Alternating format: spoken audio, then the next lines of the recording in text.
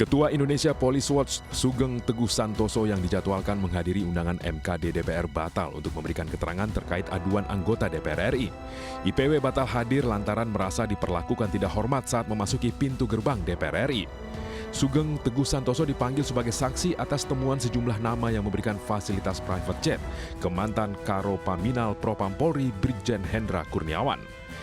IPW juga diminta untuk menjelaskan sumber temuan dan informasi yang dikutip anggota DPR RI mengenai fasilitas private jet yang digunakan anak buah Verdi Sambo untuk menemui keluarga Brigadir Joshua diduga berasal dari konsorsium 303. Klarifikasi mengundang Pak Sugeng Teguh Santoso selaku saksi terkait ada pemeriksaan di MKD ya. Soal private jet tersebut, di mana ada anggota DPR diadukan karena mengutip pernyataan beliau. Anggota Komisi 3 DPR RI Heru Widodo menanggapi adanya temuan yang diungkap IPW terkait keterlibatan sosok berinisial RBT dan YS dalam kasus dugaan Verdi Sambo dan konsorsium 303. Tak hanya itu, anggota DPR tersebut menyebut IPW mendapat temuan dua nama itulah yang menyediakan private jet Brigjen Hendra Kurniawan saat menemui keluarga Brigadir Joshua di Jambi. Kapolri Jenderal Listio Sigit Prabowo kembali memutasi sekitar 30 perwira di kepolisian. Mutasi dilakukan dalam rangka promosi, pensiun, maupun demosi.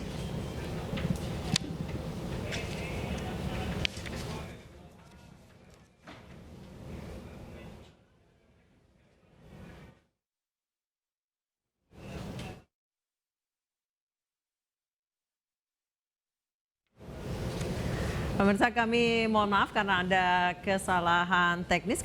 Untuk membahasnya kami langsung terhubung dengan peneliti ISAS Bapak Bambang Rukminto. Selamat petang Pak Bambang.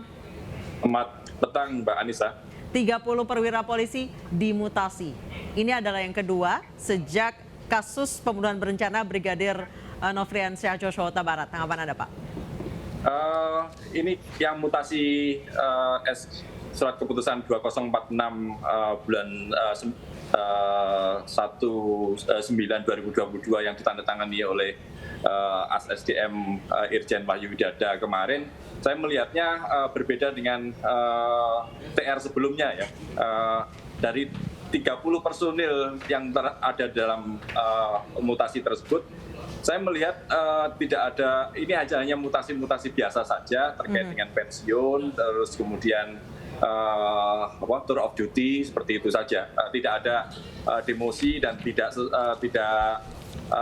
ada semacam upaya bersih-bersih di internal kepolisian yang disampaikan oleh Kapolri. Ini mutasi yang rutin saja, seperti itu. Saya melihatnya seperti itu, begitu Mbak Anissa. Baik, jadi mutasi yang 30 ini sebenarnya adalah mutasi yang memang dilakukan secara rutin ya, tidak ada hubungannya dengan kematian Brigadir Joshua.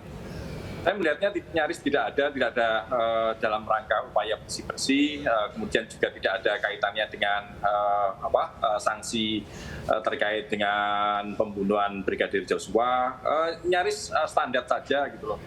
Banyak beberapa pati memang sudah waktunya pensiun dan kemudian digantikan ke juniornya. Yang menarik mungkin terkait dengan salah satu mungkin terkait dengan pergantian Kapolres Jakarta Selatan yang sebelumnya dari Kombes Budiardi, kemudian digantikan oleh PLT Yandri Irsan, kemudian sekarang Kombes Kombes Adi yang juga ranking kedua dari Sespimti kemarin. Kalau ranking satunya itu Budiardi, sekarang turun jadi ranking 2 Sespimti 2021 Kombes Adi ini. Seperti itu. Itu saja. Nyaris titik yang lain-lainnya tidak seperti harapan publik bahwa ini nanti juga ada mutasi berikutnya terkait yang kemarin juga melakukan di awal melakukan narasi bohong seperti itu, nyaris tidak ada. Ini mungkin hanya TR awal saja, karena ke depan tentu akan ada TR berikutnya terkait, karena komposisi slot-slot yang masih kosong ini juga masih belum terisi seperti itu. Apalagi dilihat dari sanksi-sanksi etik kemarin yang sudah dijatuhkan kepada beberapa perwira ya Pak ya?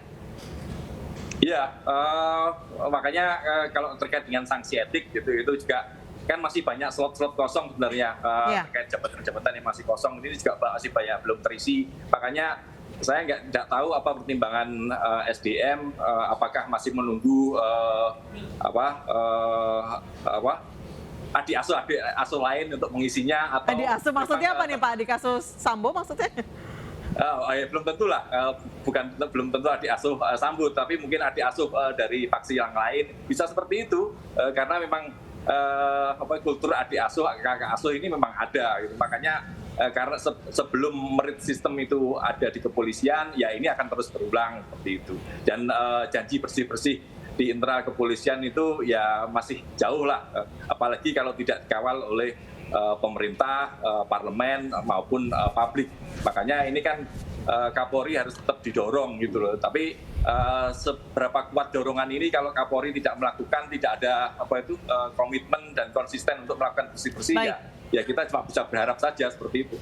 Baik Pak Bambang, kalau Anda melihat soal 3 Kapolda yang sempat diisukan terlibat obstruction of justice, kasus pembunuhan Brigadir Joshua akhirnya dinyatakan tidak terlibat. Tanggapan Anda Pak Bambang? Itu yang menurut saya masih prematur ya, apa yang disampaikan oleh Kadif Humas itu. Karena sampai saat ini kan belum ada pemeriksaan terkait 3 Kapolda itu. Bagaimana sebelum ada pemeriksaan tiba-tiba dinyatakan bahwa mereka tidak terlibat, ini kan jadi sangat janggal sekali gitu. Karena selama ini memang pernyataan-pernyataan Kadif Humas ini kan memang berbeda dengan dugaan-dugaan yang muncul di masyarakat. Memang masyarakat